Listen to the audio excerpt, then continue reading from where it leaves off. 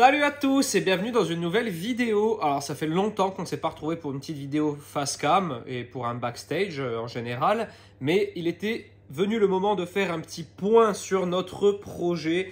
Alors vous le savez, hein, je vous le résume, on a un projet de boutique physique, mais pas que, hein, on a un projet d'une structure multi-activité dans laquelle on pourrait continuer à créer nos contenus comme vous le voyez actuellement à l'atelier, c'est-à-dire ma création de contenu pâtisserie, les vlogs, tout ça, les lives Twitch, les lives sur les plateformes de streaming en général.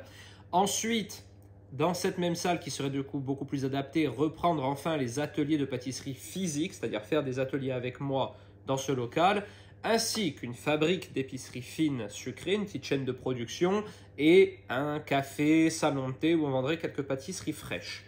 Voilà, pour ceux qui n'avaient pas suivi depuis le début, on cherche à implanter cette structure. On est passé par plein d'états pour l'instant. Je vous invite à aller voir la playlist dédiée et les vidéos backstage précédentes si ça vous intéresse. Et je vais vous faire un petit point d'où on en est aujourd'hui parce que suite à notre dernier rendez-vous à la préfecture, vous avez été nombreux sur Insta à me dire « ça fait longtemps qu'on n'a pas eu de nouvelles du projet, est-ce que tu peux nous faire un point ?» C'est donc pour ça que je vous fais cette vidéo aujourd'hui. Alors, on s'était quitté, on avait un rendez-vous avec les gens de la DDTM, donc un service de l'État qui est en gros, qui fait un peu office de conseil pour donner un avis favorable ou défavorable à l'implantation d'une structure sur un terrain donné. Donc nous avions présenté notre projet en mairie, car on sollicitait un terrain communal pour nous implanter. Évidemment, on ne comptait pas acheter le terrain, on voulait le louer à la commune. Donc on avait trouvé un terrain au village. Malheureusement, une fois le service de la DDTM passé, on a compris qu'il ne donnerait jamais un avis favorable à ce terrain. La DDTM, c'est un petit peu, pour rester poli, des gens qui chipotent sur beaucoup de choses. Une plante peut-être un petit peu rare qui se trouve sur ce terrain, une belette qui a fait son terrier un peu plus loin ou je ne sais quoi. Bref, ils nous ont parlé de Talvec, de cours d'eau, etc. On a bien compris qu'on n'aurait jamais eu l'avis favorable. Du coup, on a dû changer un petit peu notre fusil d'épaule. Et alors, on est confronté à la plus grande difficulté qui est peut-être pas propre à la Corse, mais en tout cas qui est bien ancré ici, c'est la construction, le foncier en général. Il faut savoir que sur ma commune, on est enclavé entre, on est pris en étau, je dirais, entre plusieurs lois qui sont très restrictives sur les constructions. Il y a la loi mer, nous avons une commune de bord de mer, mais la loi mer, du moment où votre commune est en bord de mer, s'applique même si le cœur de la commune, à savoir le village, est en montagne. Vous êtes quand même soumis à la loi. Donc on a la loi mer, mais vu qu'on est un village à flanc de montagne, on a aussi la loi montagne. Ensuite, je ne veux pas vous dire de bêtises, mais je crois qu'il y a la loi Élan ou la loi Allure aussi, à laquelle la commune est soumise et qui, pareil, impose des restrictions en termes de construction. Donc en fait, c'est un millefeuille de lois qui, lorsqu'on cherche un petit peu à creuser, nous empêche quasiment de construire de partout sur la commune. Donc vous le savez, moi, au-delà d'un projet professionnel qui est un projet de vie, hein, qui me permettra d'en vivre et peut-être plus tard à mes enfants de reprendre le flambeau et tout, c'est vraiment l'esprit de ce qu'on veut faire. Au-delà de ça, c'est aussi un projet qu'on veut social. Moi, cette commune dans laquelle je vis, elle m'a vu grandir. Ça fait 35 ans, 36 ans maintenant, j'ai pris un an encore depuis 36 ans que j'y vis. Et ça me tient à cœur de m'implanter ici et surtout de pouvoir du coup apporter des emplois dans le rural, redynamiser la commune et la micro-région, faire travailler des gens du coin, enfin tout ça, il y a un vrai projet global, social là-dedans aussi. Donc passer cette longue période de stagnation parce qu'on n'avait vraiment plus aucune solution, en cherchant, on a repéré un autre terrain qui était celui-ci, pas au centre du village, mais toujours sur la commune, un peu plus en bord de mer, mais malheureusement toujours soumis aux mêmes lois, mais qui avait une disposition plus facile, déjà très plat, pas de problème particulier sur lesquels la DDTM pourrait chipoter, on dira. Donc, seule solution qui s'offre à nous pour jouer une carte en quelque sorte, tenter notre chance, c'est de prendre rendez-vous avec le secrétaire général du préfet de la Corse du Sud pour vanter notre projet, montrer à quel point c'est un projet vertueux pour tout un tas de raisons, sachant que plus largement la politique du gouvernement, si vous suivez un peu la formation politique, c'est aussi de redynamiser le rural.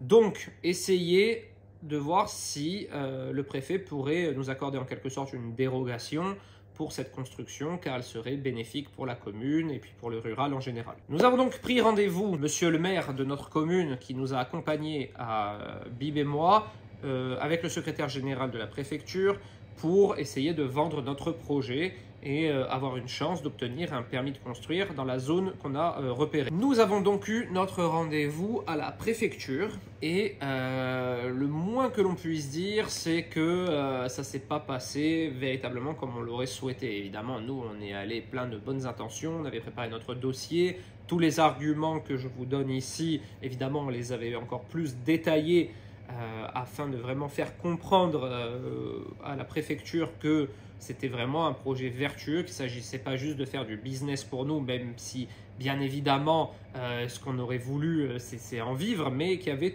tout autre chose derrière ça. Et malgré tous nos espoirs et comme on pouvait s'y attendre, on n'a pas reçu un retour très positif. Le secrétaire général du préfet, mettant devant lui comme bouclier toutes les lois que je vous ai énoncées en début de vidéo, nous a dit qu'il serait totalement impossible malgré, alors ça c'est à titre personnel une chose qui m'énerve particulièrement, c'est quand les gens que l'on rencontre, comme par exemple les gens de la DDTM pour le premier terrain qu'on avait sollicité, ou là encore le secrétaire général du préfet, ce qui me fait vraiment un peu...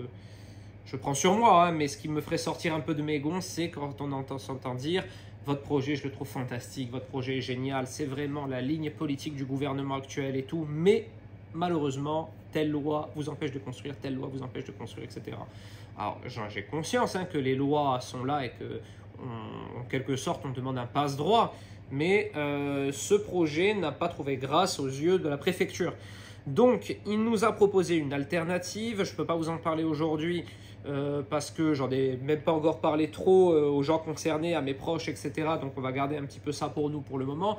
Évidemment, je viendrai à vous en parler dans une prochaine vidéo. Il n'y a pas de souci là-dessus. Ce n'est pas un secret. C'est que pour l'instant, il faut qu'on avance là-dessus en essayant peut-être déjà d'être assez discret pour pouvoir avancer tranquillement. Nous avons donc une alternative que je ne peux encore vous présenter, mais qui n'est pas entièrement satisfaisante pour nous.